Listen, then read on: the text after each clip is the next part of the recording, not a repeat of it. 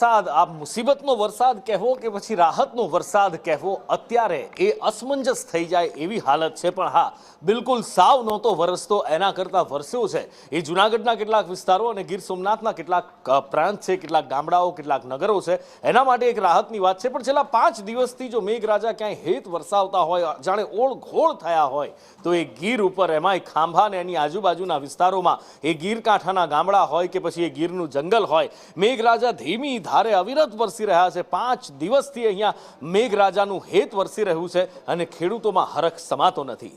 વધુ માહિતી સાથે ભાવિક કળસરિયા ફોનલાઈન પર જોડાયા છે. ભાવિક, છેલ્લા 5 દિવસથી હમણાં જ આપણે જોયું કે કેવી રીતે બીજા પ્રાંતમાં, રાજ્યના બીજા બધા જિલ્લાઓની અંદર કહેર બનીને મેઘરાજા વરસ્યા છે, પણ ખાંભા અને ગીર કાંઠાના ગામડાઓમાં મેઘરાજાનું અપાર હેત છેલ્લા 5 દિવસથી વરસી રહ્યું છે.